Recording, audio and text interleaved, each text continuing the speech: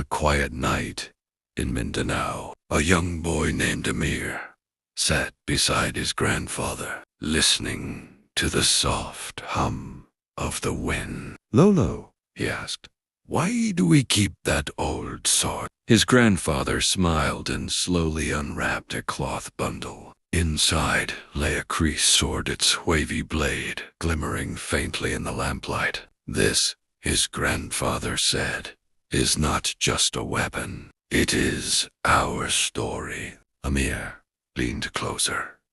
"Long before our land was divided and named," his grandfather continued, "our people lived free.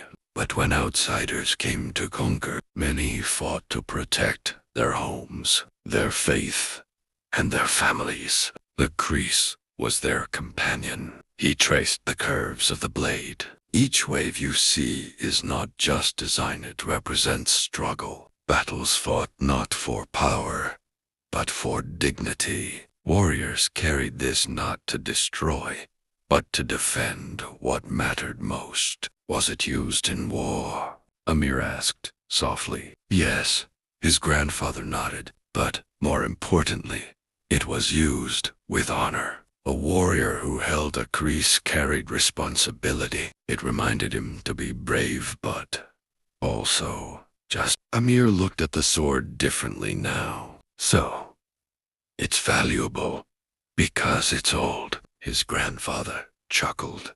"No, my child, it is valuable because it reminds us who we are." He placed the KRIS gently in Amir's hands. "It tells us that Filipinos, whether in the mountains, islands, or seas, have always been willing to stand for their freedom. It is not just steel. It is courage, identity, and memory." The wind outside grew stronger, but inside, Amir felt something steady rise in his heart. For the first time, understood, the KRIS sword was not just part of history. It was part of him.